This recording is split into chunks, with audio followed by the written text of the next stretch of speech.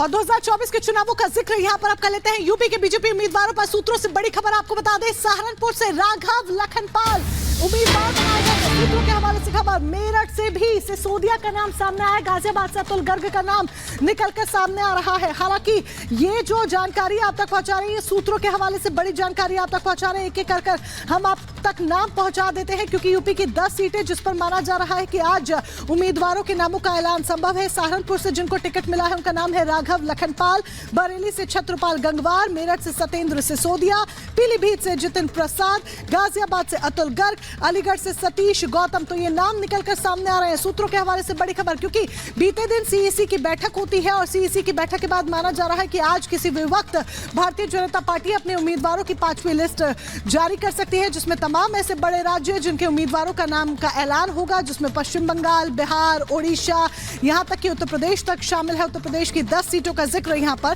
किया जा रहा है।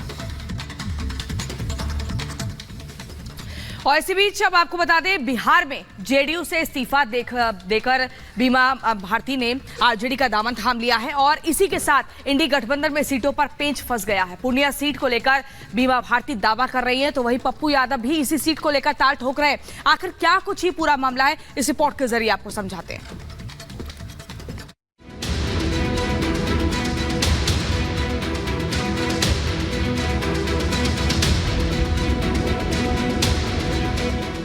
देश में लोकसभा चुनाव होने जा रहे हैं। तारीखों का ऐलान हो चुका है। कहीं टिकट बंटवारे का खेल जारी है, तो कहीं टिकट के लिए भागम भाग दिखाई दे रही है। टिकट के लिए रेस ऐसी कि नेताओं का भी दल बदलना शुरू हो गया है। नीतीश कुमार की पार्टी जेडीयू की रुपोली विधायक और पूर्व मंत्री बीमा भारती ने प्राथमिक सदस्यता से इस्तीफा देकर आरजेडी का दामन थाम लिया है और इसी के साथ दावा किया जा रहा है कि वो पूर्णिया सीट से लोकसभा चुनाव लड़ सकती है। पूर्णिया से चुनाव लड़ेंगी आप? हमारे राष्ट्रीय अध्यक्ष, नेता विरोधी दल तेजस्वी जी और हमारे पूर्व मुख्यमंत्री राबड़ी देवी जो माता है, जो उनका आदेश होगा उसका पालन करेंगे। जहाँ टिकट मिलेगा तो लोकसभा लड़ेंगे। चाहती हैं पूर्णिया से चुनाव लड़ना? बिल्कुल लड़ेंगे। हमारे चुनाव आरजेडी के टिकट पर बिल्कुल लड़ेंगे। हमारे नेता का आदेश होगा तो लड़ेंगे। तो पूर्णिया से तो पप्पू यादव लड़ना चाहते थे, कांग्रेस पार्टी में विलय कर लिया उन्होंने। अब पार्टी का मामला है, जो हमारे जो नेता है उनका जो आदेश होगा उसका पालन। लालू जी से मिली, क्या कहा लालू जी ने? तेजस्वी से आशीर्वाद लिए, हम जाकर के मिले और बात किए। मुझे जब मौका मिलेगा पूर्णिया से लोकसभा लड़ने का तो हम निश्चित वहाँ से जीतेंगे। 4 दिन पहले जापका कांग्रेस में विलय करने वाले पप्पू यादव भी पूर्णिया से लोकसभा चुनाव लड़ने का दावा कर रहे हैं, लेकिन बीमा भारती का आरजेडी में आने से पप्पू यादव की चिंता बढ़ गई है और ऐसे में आरजेडी और कांग्रेस में तकरार होने से इंडी गठबंधन में दरार बढ़ती नजर आ रही है। ऐसे में क्या माना जाए, क्या कांग्रेस में जाकर पप्पू यादव फेल हो गए हैं? जन अधिकार पार्टी का कांग्रेस में विलय होने के साथ पप्पू यादव की सिर्फ और सिर्फ एक ही डिमांड थी कि उन्हें पूर्णिया लोकसभा से महागठबंधन उम्मीदवार बनाया जाए। इससे पहले भी वो यहाँ से सांसद रह चुके हैं। पिछले 3-4 महीनों से इस इलाके में पसीना भी बहा रहे थे, लेकिन लालू यादव ने पूर्णिया सीट को बीमा भारती को टिकट देने का फैसला लिया है। तो क्या लोकसभा चुनाव से पहले जेडीयू में फूट पड़ गई है? क्योंकि पप्पू यादव ने भी सोशल माइक्रो ब्लॉगिंग साइट पर पोस्ट कर अपनी मंशा जाहिर कर दी है। पप्पू यादव ने लिखा, मर जाएंगे, कांग्रेस नहीं छोड़ेंगे, दुनिया छोड़ देंगे, पूर्णिया नहीं छोड़ेंगे। कांग्रेस ने बिहार में अब तक सीट शेयरिंग पर कोई फैसला नहीं लिया है। इधर महागठबंधन में शामिल लेफ्ट और आरजेडी अपने अपने दावे के मुताबिक सिंबल बांटना शुरू कर दिया है। कांग्रेस की ओर से सीनियर लीडर बोलने तक तैयार नहीं है। ऐसे में पप्पू यादव का सियासी भविष्य दांव पर लग गया है। Bureau report, Republic Bharat.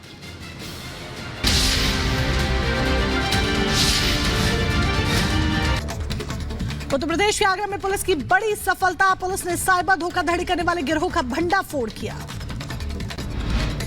UP के लखीमपुर खीरी में तेज रफ्तार बस अनियंत्रित होकर होटल में घुसी। तेज धमाके की आवाज होने पर आसपास के लोग मौके पर पहुंचे। सीसीटीवी कैमरे में कैद हुई घटना। ड्राइवर को झपकी आने की वजह से बस होटल में जा घुसी। बड़ा हादसा होने से टला, बाल बाल लोग बचे। बस में बैठे यात्रियों को सुरक्षित बाहर निकाला गया। बस की चपेट में आकर वहां रखा सामान भी क्षतिग्रस्त हुआ। गाजियाबाद के गोविंदपुरम में बदमाशों ने व्यापारी को गोली मारी। गंभीर हालत में अस्पताल में भर्ती। दुकान के बाहर खड़े व्यापारी को बाइक सवार बदमाशों ने गोली मारी। पुलिस मामले की जांच में जुटी। उत्तर प्रदेश पुलिस का लगातार जारी है ऑपरेशन लंगड़ा। जौनपुर में पुलिस के साथ हुई मुठभेड़ में एक आरोपी गिरफ्तार किया गया। मुठभेड़ में आरोपी के पैर में लगी गोली। यूपी के बुलंदशहर में ट्रांसफार्मर और रिपेयरिंग वर्कशॉप में भीषण आग लगी। आग की लपटों और धुएं के गुब्बार से अफरा तफरी मची। फायर ब्रिगेड की कई गाड़ियों ने आग पर काबू पाया। उधर राजस्थान के जयपुर में केमिकल फैक्ट्री में भीषण आग लगी। घटना के बाद इलाके में अफरा तफरी। दमकल की तमाम गाड़ियों ने आग बुझाने में लगी। जयपुर की केमिकल फैक्ट्री में 5 श्रमिक जिंदा जले। 2 मजदूर गंभीर रूप से झुलसे। केमिकल फैक्ट्री में बॉयलर फटने के बाद तेज धमाके के बाद आग लग गई। पुलिस मामले की जांच में जुटी।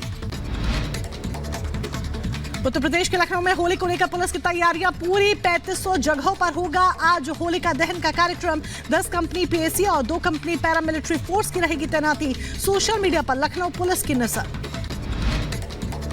दिल्ली ट्रैफिक पुलिस ने होली को लेकर जारी की एडवाइजरी। होली पर हुड़दंग मचाने वालों के खिलाफ एक्शन की चेतावनी दी। ट्रैफिक पुलिस ने चलाया चेकिंग अभियान। उत्तर मध्य प्रदेश के उज्जैन में होली की धूम देखने को मिली। महाकालेश्वर मंदिर में फूलों से खेली गई होली।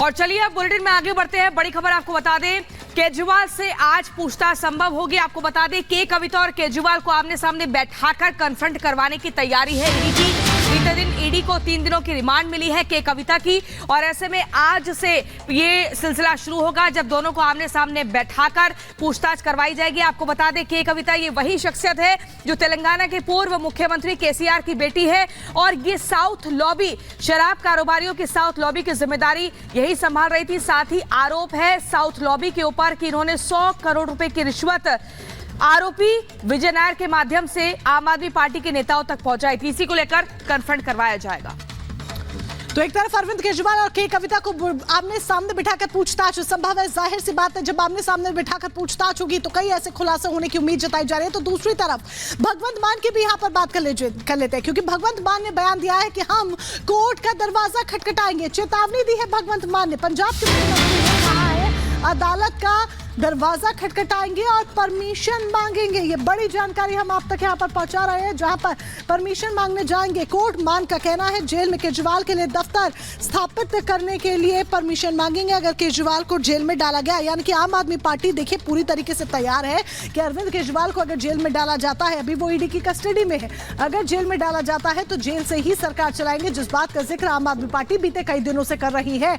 और यही एक बड़ी वजह है कि यहाँ पर देखिए अरविंद केजरीवाल को लेकर सीएम भगवंत मान ने अब चेतावनी दे दी है।